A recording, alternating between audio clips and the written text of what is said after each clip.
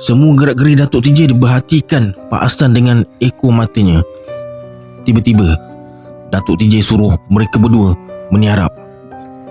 Ketika itu juga TJ terdengar deru angin yang cukup kuat dalam bilik tersebut. Angin tu berpusing-pusing di 4 penjuru bilik. Semua benda yang berada dalam bilik tersebut berterbangan. Bila bunyi angin tu berhenti, terdengar bunyi ledakan yang tak berapa kuat. Kemudian Datuk TJ suruh mereka semua bangun semula. TJ tengok pintu bilik dah terbuka. Beberapa keping kertas melayang-layang keluar ikut pintu tersebut. Bila keadaan dah kembali tenang, Datuk TJ segera menghampiri TJ dan Pak Hassan. Tak semena-mena TJ rasa berdebar-debar. Pak Hassan pula menangis teresak-esak sambil paut lutut Datuk TJ.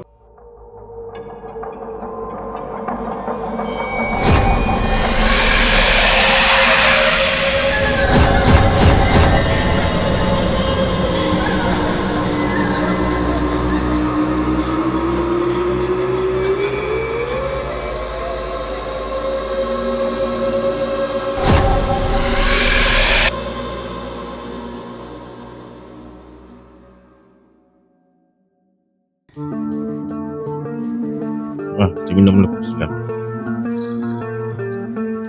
kopi recik. Assalamualaikum semua. Kembali lagi bersama saya Syarul. Dalam video kali ini kita akan sambung cerita Bercakap dengan Jin siri 49 dan 50. Bagi yang belum subscribe, sila subscribe sekarang dan tekan loceng notification sekali. Tanpa membuang masa lagi, jom let's jump to Rabak Seram.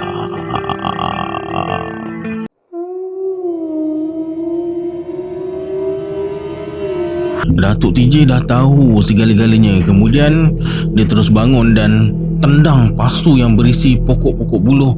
Dan Pak Hassan hanya mampu melihat je. Datuk TJ bersuara, "Kau nak buang ilmu santau kau, Hassan?" "Ya." "Pecahkan buluh yang jadi tiang meja ni." Bila tiang meja dari buluh tu dipecahkan, seluruh lantai bilik dipenuhi dengan kaca-kaca yang halus, rambut dan serbuk dari miang buluh. Datuk TJ bertanya, "Ini ibu santau?" Pak Hassan anggukkan kepala. Datuk TJ tak berani pegang benda-benda tu semua. Secebis kain hitam berbucu 3 dikeluarkan. Datuk TJ tahan nafas sambil bibirnya bergerak-gerak. Perlahan-lahan dia buka tapak tangan kanannya dan kain hitam tu digosoknya berkali-kali di tapak tangan. Setiap kali Datuk TJ gosok tapak tangan dengan kain hitam, kaca-kaca halus dan serbuk dari miang buluh bergerak dan berkumpul di ruang tengah bilik. Datuk TJ bersuara, "Kau warisi ibu santau ni dari ayah kamu. Dan setiap kali ada orang yang kau santau, ibu santau ni akan bertambah. Bila tak ada orang yang kau korbankan, dia akan susut." "Ya." "Kau nak buang ilmu yang kau tuntut ni, Hassan?" "Ya." "Ikhlas atau terpaksa?" "Ikhlas. Saya nak kembali ke jalan Allah." Mendengar kata-kata Pak Hassan tu, Datuk TJ terus renung muka TJ. Kemudian dia merenung jauh. TJ yakin Datuk dia tengah merenung secara kebatinan ke dalam hati Pak Hassan. Datuk TJ bersuara, "Kau ikhlas, Hassan?" "Ya, saya nak bertaubat." Pak Hassan menjawab sambil menangis. Bila tangisan Pak Hassan berakhir, terdengar bunyi peti yang amat kuat. Lantai tempat mereka duduk bergegar.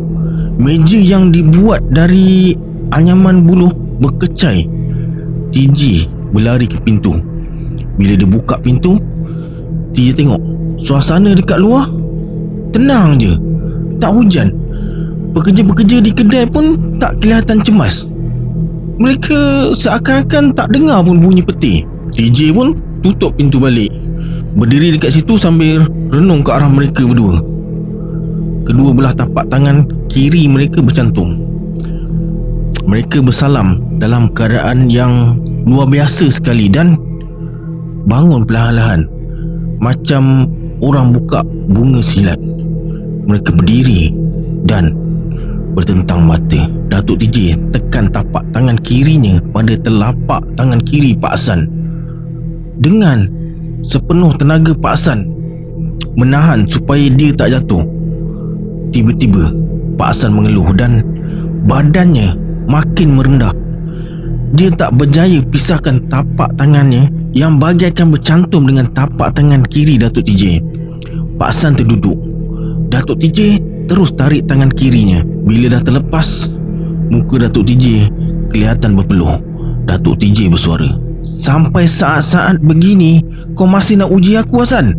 "Saya tak berniat begitu, tetapi saya bagaikan dipaksa." "Sebagai manusia yang ada pengalaman dalam hal ni, kau tentu dapat rasakan dari mana arahnya." "Dari sebelah kanan. Aku rasa kekuatan tu ikut tekanan angin bertiup dari sebelah kanan badan kawasan." "Ya." Datuk TJ terus tekan pangkal belikat kirinya dan terus duduk bersila.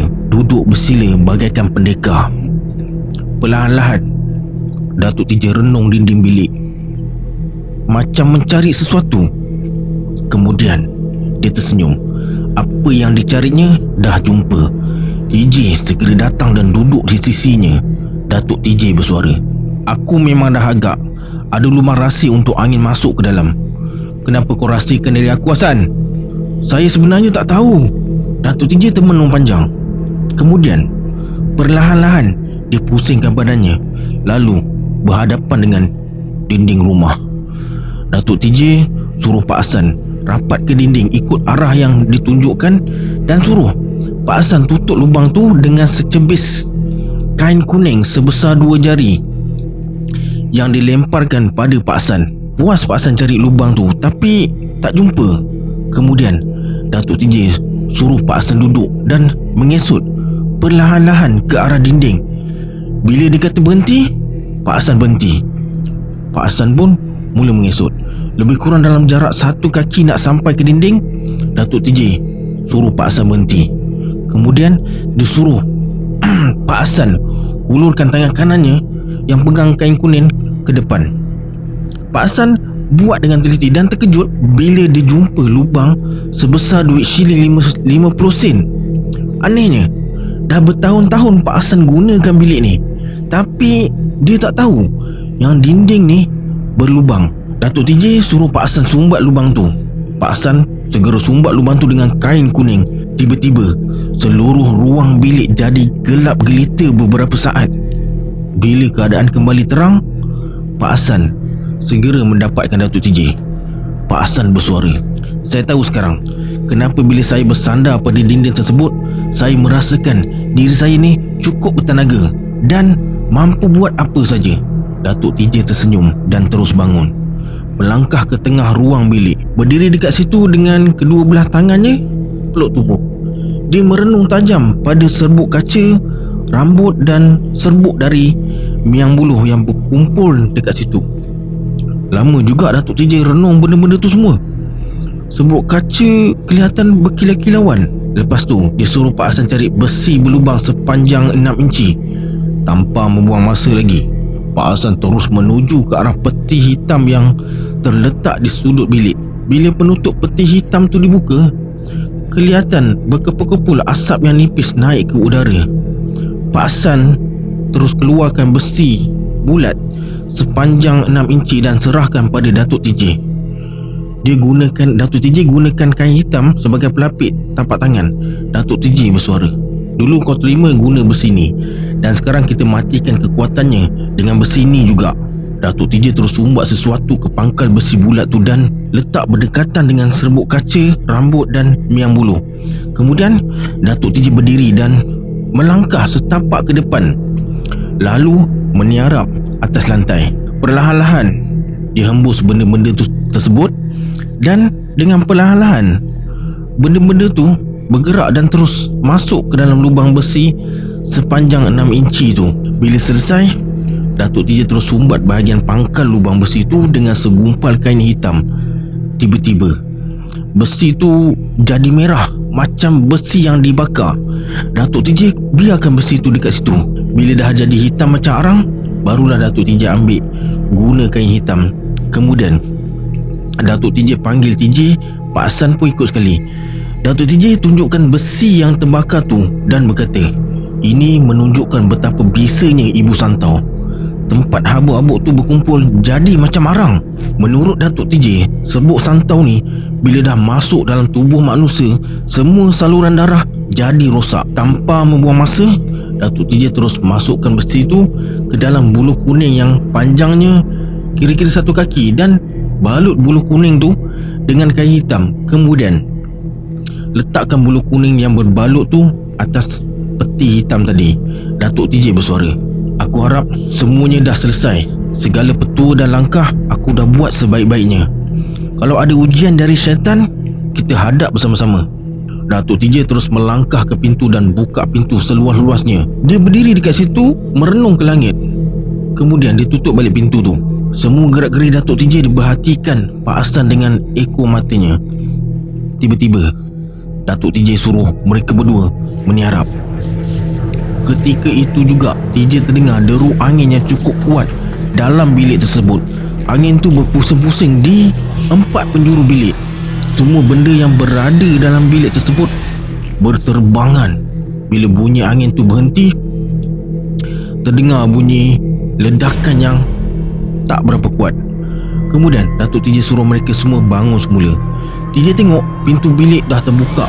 Beberapa keping kertas melayang-layang keluar ikut pintu tersebut. Bila keadaan dah kembali tenang, Datuk TJ segera menghampiri TJ dan Pak Hassan. Tak semena-mena, TJ rasa berdebar-debar. Pak Hassan pula menangis teresak-esak sambil paut lutut Datuk TJ. Datuk TJ bersuara, jangan buat macam ni Hassan. Cara yang kau buat ni macam sembah dan mendewa-dewakan aku. Pak Hassan tak hiraukan kata-kata Datuk TJ tu. Dia terus peluk lutut Datuk TJ. Dengan kasar, Datuk TJ tolak Pak Hassan sampai terpelanting. Pak Hassan berguling-guling sambil menangis. TJ jadi kelang kabut tengok keadaan tu. Datuk TJ yang tadi kelihatan tenang terus bertindak agak kasar. Tangan kanan Pak Hassan dipulaskannya ke belakang. Datuk TJ bertanya, apa kena dengan kau Hassan? Masanya dah sampai. Apa yang sampai? Saya akan mati tuan. Hari ini saya akan mati tuan. Mana kau tahu? Menurut Pak Hassan, bila besi yang dia bagi pada Datuk TJ tadi dimasukkan ke dalam buluh kuning, kuasanya akan hilang. Ayahnya dulu secara tak sengaja masukkan besi tu ke dalam buluh kuning. Akhirnya dia mati dibunuh. Datuk TJ jadi serba salah bila berhadapan dengan orang yang teguh keyakinannya pada sesuatu perkara yang tak berasas. Keyakinan yang ada dalam diri Pak Hassan tu secara tidak langsung menafikan kekuasaan Allah. Pak Hassan terus meronta-ronta. Datuk TJ terus baca surah Al-Fatihah beberapa kali, kemudian merapatkan mulutnya ke telinga Pak Hassan sambil baca surah Al-Ikhlas.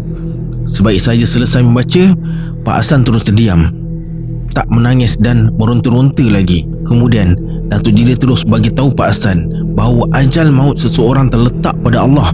Tidak ada manusia di dunia ni boleh tentukan tarikh kematian seseorang.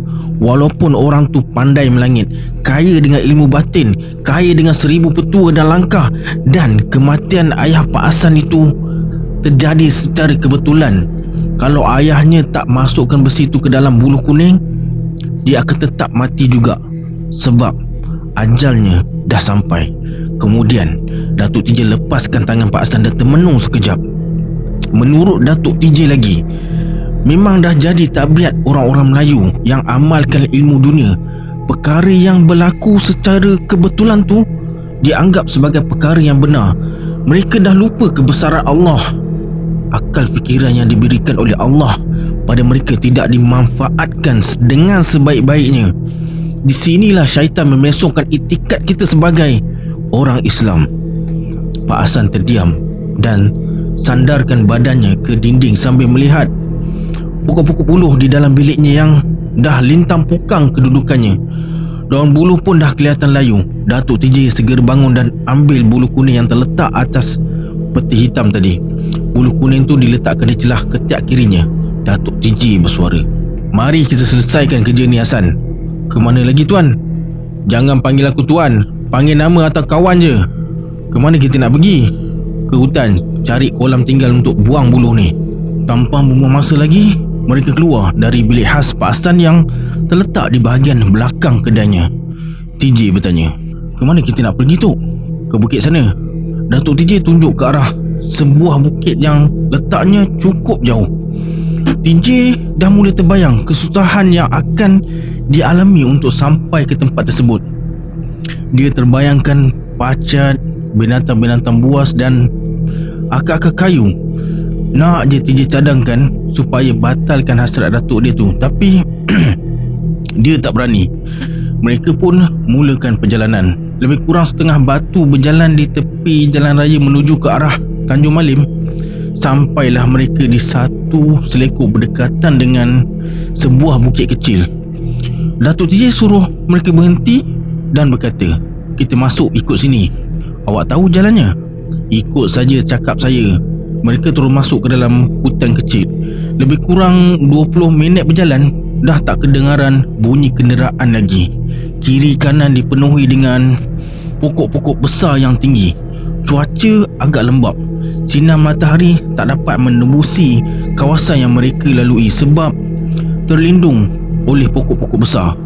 Suara burung liar bersahut-sahutan dan bunyi reriang rimba yang memanjang dan menyeramkan. Perjalanan TJ tak begitu lancar. Dia terpaksa melangkah dengan berhati-hati supaya tak tersepak akar-akar rotan dan kayu yang berjala dekat situ. Pak Hassan pula melangkah dengan rancak dan bersemangat, tapi di wajahnya sentiasa dibayangi rasa cemas. Sesekali dia mengeluh macam orang yang putus asa. Datuk TJ terus melangkah tanpa pedulikan mereka. Perjalanan menuju ke bukit tersebut semakin sukar. 2-3 kali TJ terjatuh terlanggar akar kayu. Nyamuk hutan yang besar semakin ganas serang TJ dan Pak Hassan. Kemudian TJ beritahu datuk dia yang dia dahaga. Datuk TJ berhenti melangkah lalu menghampiri pokok besar yang berjuntaian dengan akar-akar sebesar lengan budak. Salah satu akar tu Datuk TJ potong dengan golok. Dia suruh TJ minum air yang keluar dari akar tu. Pak Hassan pun ikut minum sekali. Tapi Datuk TJ tak minum. Dia cuma basuh muka je. Kemudian TJ bertanya, "Jauh lagi ke tu?" "Tak jauh dah. Kira-kira selari angin je." "Selari angin tu apa dia tu?" "Jarak selari angin tu kira-kira 2 batu lagi." TJ dan Pak Hassan mengeluh. 2 batu berjalan dalam hutan bukanlah satu perkara yang mudah. Lepas berehat sekejap, mereka pun teruskan perjalanan. TJ sampai menyumpah-nyumpah dalam hati bila terpaksa daki bukit yang dileringnya dipenuhi dengan pokok-pokok bertam dan kelubi yang berduri tajam. Kalau tak berhati-hati melangkah, mesti tergelincir dan jatuh dalam rimbunan pokok bertam dan kelubi. Setelah bersusah payah mendaki, akhirnya mereka sampai ke puncak bukit. Dari puncak bukit tu, pemandangan amat menarik dan cantik sekali, dengan suasana yang menyenangkan. Bila angin menyentuh ke kulit muka dan badan, terasa sejuk dan nyaman sekali. Awan kelihatan berarak dengan tenang. Tak ada lagi bunyi burung atau monyet, kecuali bunyi angin dan sesekali kelihatan burung helang terbang rendah di bawah puncak bukit. Datuk TJ bersuara, "Kalau tak silap, kita sekarang berada di sempadan antara negeri Pahang dan Selangor." Kemudian Datuk TJ berjalan ke arah barat daya, tak ajak TJ dan Pak Hassan. Dalam beberapa minit, dia hilang dari pandangan dilindungi pokok-pokok besar yang tumbuh dekat situ. TJ dan Pak Hassan saling berpandangan, risau juga dengan kelakuan Datuk TJ tu. Tiba-tiba dia muncul dari arah belakang mereka dan berkata, "Aku dah jumpa kolam tinggal tu." Datuk TJ terus ajak mereka menuju ke kolam tersebut. Jarak antara kolam tinggal tu dari tempat mereka mula-mula berehat tadi lebih kurang 100 meter. Kedudukan kolam tu betul-betul di tengah puncak bukit. Bentuknya macam kawah dan tebingnya agak curam sikit, tanpa ditumbuhi sebarang jenis rumput. Kolam tu tak berapa besar. Panjangnya kira-kira 10 kaki dan lebarnya antara 5 hingga 6 kaki. Airnya cukup jernih. Bahagian atas tebing kolam tu dikelilingi oleh pokok besar. Anehnya, walaupun kolam tu dikelilingi oleh pokok-pokok besar, tak ada selai pun dari daun pokok-pokok tersebut jatuh dalam atau tebing kolam tersebut. Kolam tu macam dijaga seseorang. Datuk TJ terus berpusing di pinggir kolam tu sebanyak 3 kali. Kemudian dia ambil ranting kering lalu dicampakkan ke dalam kolam. Air dalam kolam tu berombak, tempat yang sesuai. Kemudian Datuk TJ merenung tajam pada air kolam lalu ditiupkan ke arah kolam tersebut. Menurut Datuk TJ, dalam kolam ni tak ada ikan dan kolam ni juga bukan tempat binatang untuk minum. TJ dan Pak Hassan saling berpandangan, tak berani menyoal atau bertanya. Menurut Datuk TJ lagi, kita tak boleh buang bisa ke dalam kolam yang jadi tempat binatang minum atau tempat yang ada ikan. Perbuatan begitu satu perbuatan yang kejam, menyeksa makhluk lain untuk kesenangan diri sendiri. Sebab tu dia ajak Pak Hassan kemari. Pak Hassan terdiam. Dia nampak resah tak menentu, macam ada sesuatu yang tak kena. Datuk TJ bersuara, "Semuanya kita tamatkan dekat sini, Hassan. Kau rela aku buat semua ni?" "Ya." "Kau takut, Hassan?" "Ya, saya rasa hidup saya pun akan berakhir dekat sini." "Jangan jadi bodoh." Datuk TJ terus ambil bulu kuning yang tersepit di celah ketiaknya dan dijulangnya 3 kali ke udara sambil mulutnya membaca sesuatu. Dengan pantas, Datuk TJ cabut sebatang pokok yang sebesarnya kira-kira sama besar dengan betis budak berusia 6 tahun. Dia terus ikat bulu kuning pada bahagian akar pokok tersebut dengan tali guni. Kemudian benamkan akar pokok dan kayu ke dalam kolam. Cara Datuk TJ benamkan pokok tersebut juga agak ganjil. Dia tak masuk ke dalam kolam. Apa yang dia buat ialah berlari sebanyak 7 kali mengelilingi kolam dan akhirnya dia melompat menyeberangi kolam dari sebelah kiri ke kanan. Bila dia yakin yang dirinya berada betul-betul di tengah-tengah kolam, barulah pokok yang dicabutnya tadi ditekan ke dalam kolam. Datuk TJ berada betul-betul di bahagian tengah kolam tu tak lama. Keadaannya macam orang terbang dengan kedua belah kakinya lurus ke arah tebing kolam, manakala tangannya terus tekan pokok yang masih berdaun tu ke dalam kolam dengan penuh tenaga. Bila dah selesai, Datuk TJ pusingkan badannya ke udara dan bergerak ke tebing sebelah kiri. Dia berdiri dekat situ seolah-olah tak ada apa-apa yang berlaku. TJ dengan Pak Hassan rasa takjub dengan apa yang mereka lihat, macam mimpi. Kemudian Datuk TJ segera menghampiri mereka berdua. Pokok yang Datuk TJ cacakkan di tengah kolam tu dah bertukar warna. Daunnya yang hijau segar terus jadi layu dan kering. Begitu juga dengan batangnya. Air dalam kolam yang tadi jernih dan tenang segera bertukar menjadi kelabu dan berbuih, macam buih sabun.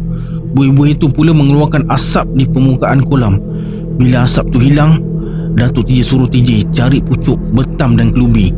Pak Hassan pula dia suruh cari kulit pokok samak dan kulit jelutung. Kulit pokok tu kena ambil dari arah kanan ke kiri. Bila dah dapat semua benda yang Datuk TJ nak, dia letak dan biarkan benda tu berada dalam kolam selama setengah jam.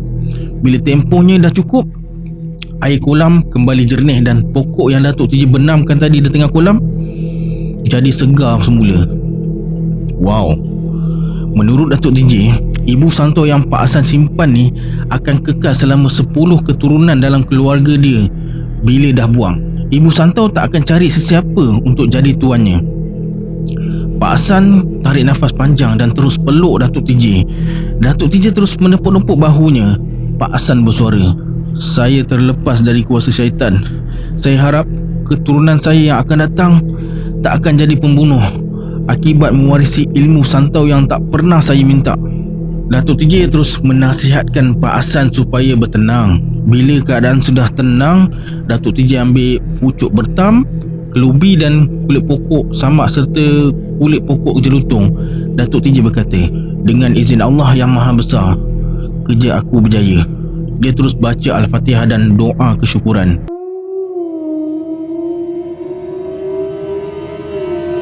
Tak lama kemudian, Datuk TJ pun ajak mereka pulang.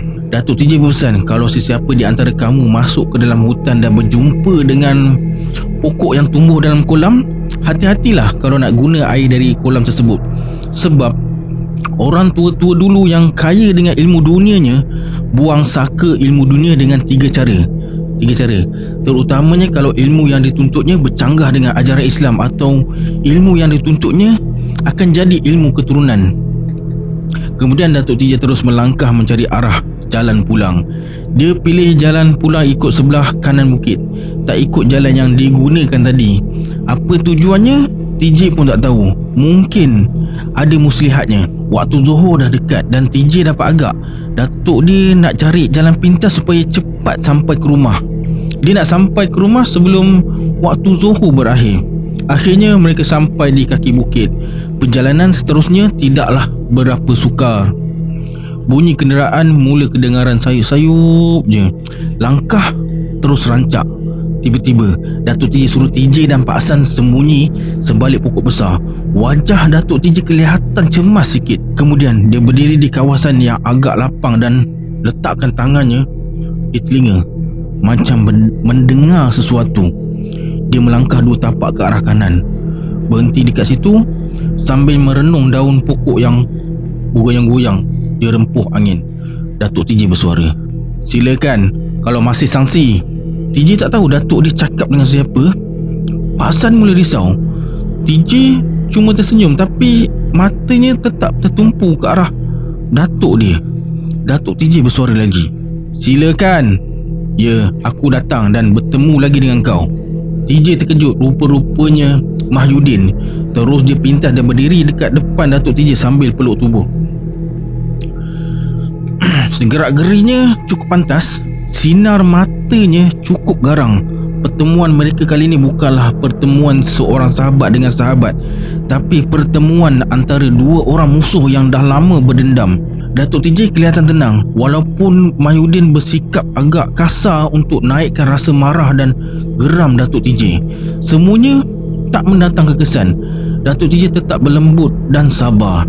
Walaupun Datuk TJ mengalah, dia tetap berjaga-jaga. Setiap langkah Mahyudin bayangkan sudah dibacanya terlebih dahulu. Mahyudin bersuara, "Kau bersubahat dan melindungi Hassan manusia pembunuh tu. Nanti dulu, biar aku terangkan keadaan sebenarnya. Kau simpan ibu santau tu dekat sini." "Bukan Mahyudin, kau silap. Jangan berdusta. Manusia pura-pura. Kau munafik." "Mahyudin, dengar dulu." "Sudah, biarkan aku selesaikan Hassan dekat sini. Jangan kau lindungi dia. Kalau kau berkeras, buruk padanya." Kemudian Datuk TJ terus duduk bersila atas tanah. Dia seolah-olah serah nyawanya pada Mahyudin. Kalau Mahyudin libas parang di tangannya, leher Datuk TJ akan putus. Anehnya, Mahyudin tak serang Datuk TJ. Dia biarkan Datuk TJ duduk bersila dekat situ. Tiba-tiba Datuk TJ melompat dan berdiri. Kali ini dia tak bersenyum. Dia renung wajah Mahyudin dengan serius. Datuk TJ bersuara, "Tidak, Hassan dalam perlindungan aku. Dia harus diberi kesempatan betulkan dirinya." Mahyudin mula angkat kedua belah tangannya ke depan. Dia kelihatan menggigil dan wajahnya nampak merah. Mahyudin dah naik angin. Kemarahannya dah tak dapat ditahan-tahan lagi. Kemudian dia buka silat sambil mematah-matahkan pokok-pokok yang tumbuh liar di kiri kanannya. Melihat rentak dan bunga silat Mahyudin tu, Datuk TJ agak Mahyudin bukan orang sembarangan. Ilmu silat yang ada pada dirinya melambangkan yang dirinya memiliki ilmu kelas tinggi dalam salah satu aliran silat. Datuk TJ biarkan Mahyudin buka rentak dan langkah silat dengan tujuan membaca kepandaian yang dimiliki oleh Mahyudin. "Aku tahu sekarang dia bawa aliran silat harimau yang disebut cilet babiat oleh orang-orang Mendaling. Bukan satu perkara yang mudah untuk sampai ke taraf pendekar dalam jurusan ilmu silat cilet babiat. Banyak rintangan dan dugaan yang harus dilalui." Kemudian Datuk TJ melangkah ke kanan dengan kedua belah tangannya berkembang di paras dada. Kaki kanannya bergerak ke depan dalam keadaan yang tidak lurus. Begitu juga dengan kaki kirinya sebagai penyokong pada kaki kanannya. Gerakan Datuk TJ sangat berhati-hati. Dalam saat yang sama juga, dia cuba kunci dan matikan langkah Mahyudin secara batin. Tapi gagal. Datuk TJ mula merasakan semua usaha yang dilakukan tak menjadi. Dia terus berusaha sambil berdoa dan tak nak menyerah begitu saja pada Mahyudin. Datuk TJ tahu orang-orang yang tinggi pengetahuannya dalam ilmu silat cilet babiat, silat harimau ni, dalam waktu tertentu akan bertukar menjadi seekor harimau yang ganas Dan dia tahu Mahyudin boleh berubah jadi harimau sekiranya terdesak. Sebelum terjadi, aku mesti berhati-hati. Cara yang paling baik menimbulkan kemarahannya supaya dia jadi harimau. Sambil mempertahankan diri, Datuk TJ terus mencari akal macam mana nak timbulkan kemarahan yang meruap-ruap dalam diri Mahyudin. Datuk TJ terus mendongak kepalanya ke langit melihat matahari yang kedudukannya dah agak condong ke barat. Bayang-bayang pokok dan manusia mula kelihatan. Sumpahan atau pantang orang-orang yang menuntut ilmu silat cilet babiat atau silat harimau ni, bila pihak musuh menindih bayangnya, Datuk TJ tahu tentang pantang larang tu. Dia nak ambil kesempatan dari pantang larang tu. Dengan pantas, Datuk TJ melompat dan menerkam ke arah Mahyudin dan hingga bayang-bayang Datuk TJ menindih bayang-bayang Mahyudin. Dalam saat yang agak kelang kabut tu, Datuk TJ suruh Pak Hassan keluar dari tempat persembunyiannya. Pak Hassan pun meluruh keluar. Mahyudin berkata, "Awak mencabar saya." Mahyudin terus melompat. Semua tumbuh-tumbuhan yang terdapat di sekelilingnya ditendang hingga tercabut. Kali ini Mahyudin tak serang. Dia hanya berdiri sambil buka 10 jari tangannya. Badan dah menggeletar. 10 jari tangannya bergoyang-goyang. Datuk TJ suruh Pak Hassan sembunyi balik. Mahyudin membongkokkan badannya sambil bergerak dalam langkah silat yang teratur. Sepasang matanya yang tajam dan merah merenung muka Datuk TJ. Jerit Mahyudin. Datuk TJ terus tersandar dekat pangkal pokok besar, seolah-olah bahagian dadanya ditendang sesuatu. Datuk TJ terus bertahan dekat situ. Gerak kaki dia terasa amat lemah. Mahyudin dengan perlahan-lahan rapat ke arah Datuk TJ sambil mengembangkan 10 jarinya. Jarinya bergerak-gerak macam nak koyakkan dada Datuk TJ. Datuk TJ masih lagi bertenang. Matanya terus mengawasi langkah Mahyudin yang bergerak setapak dalam langkah silat harimau tu. Tiba-tiba Mahyudin berhenti. Dia renung muka Datuk TJ. Mereka berdua saling bertentang mata. Datuk TJ kelihatan seperti orang yang lemas. Mahyudin terus merendahkan badannya, kemudian bangun secara perlahan-lahan. Ketika itu TJ mula nampak perubahan yang aneh terjadi pada Mahyudin. Terutama bentuk wajah dan kepalanya bertukar seakan-akan wajah harimau. Bulu yang halus berwarna merah kekuning-kuningan tumbuh di wajahnya. Rambutnya juga berwarna demikian. Bulu yang berwarna merah kekuning-kuningan tu terus merayap ke leher, ke lengan hingga ke seluruh badannya. Bentuk asal Mahyudin dah hilang sama sekali. Dari hujung 10 jari tangannya muncul kuku tajam yang meruncing macam kuku harimau. Kekuatan Mahyudin juga kelihatan bertambah seperti kekuatan seekor harimau jantan. TJ mengurut dada beberapa kali. Kesian melihat Datuk dia yang tak boleh bergerak tu. Sebenarnya Datuk TJ masih boleh tinggalkan pangkal pokok besar tu kalau dia nak. Dalam kepayahan tu, Datuk TJ tetap merenung wajah Mahyudin yang bertubuh harimau tu. Dia mula membaca sesuatu. Mahyudin yang sudah jadi harimau tu terus marah sambil cuba mencakar wajah Datuk TJ. Tiba-tiba Mahyudin berhenti. Dia terpaku dekat situ. Matanya yang garang tiba-tiba menjadi layu. Walaupun Mahyudin tak melangkah, Datuk TJ tetap merenung wajah Mahyudin yang kelihatan mula bertukar kepada wajah asalnya. Mahyudin terpacak dekat situ dengan nafas yang tercungap-cungap. Bila Datuk TJ merasakan yang dirinya berada dalam keadaan selamat, barulah dia bergerak dari pangkal pokok besar tu dan terus menghampiri Mahyudin. Datuk TJ hulurkan tangan sambil bersalawat sebanyak 3 kali dan disambut oleh Mahyudin. Masa bersalam tu, Datuk TJ dan Mahyudin mengucapkan 2 kalimah syahadah. Mahyudin bersuara, "Kita orang Islam tidak ada pemusuhan dan dendam sesama orang Islam." Mahyudin kelihatan susah bernafas macam orang kelemasan. Dia terus duduk atas tanah. Datuk TJ bersuara, "Bertenang Mahyudin, hilangkan perasaan marah kamu." "Ya, Aku sedang berusaha untuk kembalikan seluruh semangat aku. Baguslah. Aku tahu orang-orang yang menuntut ilmu silat harimau di peringkat tinggi akan jadi manusia harimau bila marah yang amat sangat atau dirinya terancam. Kesalahan aku boleh kau maafkan? Aku maafkan. Kemudian Datuk TJ panggil TJ dan Pak Hassan keluar dari tempat persembunyian. Dia suruh Pak Hassan duduk bersebelahan Mahyudin. Pada mulanya Pak Hassan agak keberatan dan masih ragu-ragu dengan Mahyudin. Tapi lepas Datuk TJ paksa, barulah Pak Hassan duduk dekat Mahyudin tu. Mahyudin hulurkan tangan pada Pak Hassan sambil membaca salawat. Datuk TJ bertanya, "Maafkan saya Mahyudin. Saya nak bertanya sikit." "Silakan sahabat." "Awak bukan orang Bangkahulu sejati?" "Mana sahabat tahu?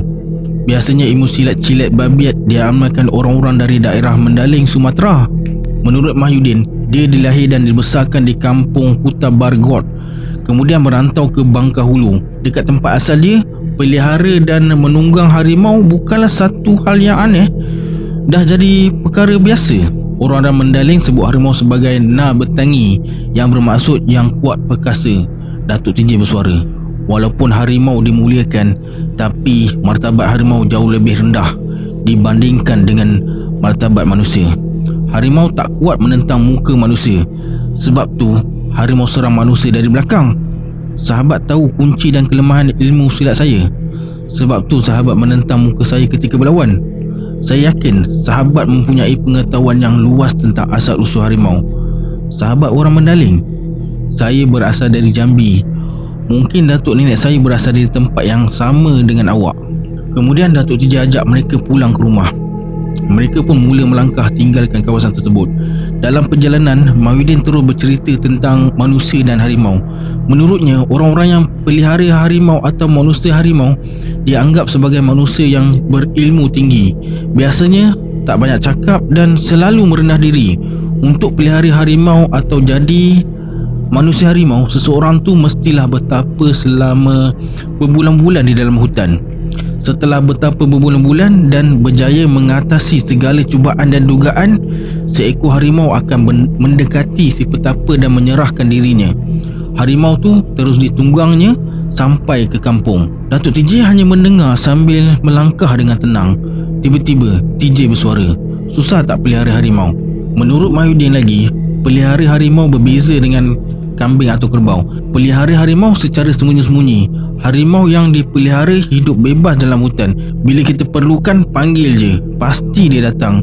Boleh dijadikan kawan, boleh disuruh menangkap ikan, menjaga rumah dan menunggangnya. Tiba-tiba Mahyudin berhenti melangkah. Dia renung wajah TJ sambil berkata, "Kau nak jadi manusia harimau?" "Tak nak." Serentak dengan tu Datuk TJ dan Pak Hassan terus ketawa panjang. TJ pun buat-buat ketawa. Akhirnya mereka sampai di tepi jalan raya dan berhenti dekat situ beberapa minit. Kemudian mereka sambung perjalanan balik. Dan setelah menempuh perjalanan yang begitu jauh, akhirnya mereka sampai. Pak Hassan menuju ke kedainya. TJ, datuk dia dan Mahyudin terus menuju ke masjid. Mereka solat asar, kemudian baru mengqadakan solat zuhur yang tertinggal tadi. Lepas solat, Mahyudin ajak ke rumahnya sebab ada hal yang nak dibincangkan. Mula-mula Datuk TJ malas nak bergerak ke mana-mana. Niat di hati nak balik kampung je. Akhirnya Datuk TJ setuju juga. Bila sampai di rumah Mahyudin, dah tersedia hidangan ringan untuk makan petang di ruang tengah. Mahyudin pelawa mereka berdua minum. Datuk TJ hanya anggukkan kepala tanpa sentuh cawan yang diisi dengan air teh panas. Bila Datuk TJ tak minum air teh tu, Mahyudin minum dulu supaya perbuatannya tu akan meyakinkan Datuk TJ bahawa air teh tu tak beracun. Datuk TJ bersuara, "Kita tahu air teh ni bersih. Jangan ragu dengan kejujuran saya. Tapi saya tak berapa suka minum air teh sebelah petang." Mahyudin tersenyum sambil hulurkan cawan teh kepada TJ. Bagaikan orang mengantuk disorongkan bantal, air teh tu terus TJ hirup.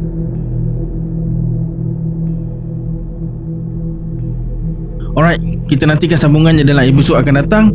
Minggu depan saya akan kongsikan kisah Abang J masa remaja pula. Boleh tahan juga ceritanya. Sebelum tu sokong saya lah dengan tekan butang subscribe, like dan share ya. Saya Syarul. Assalamualaikum. Adios.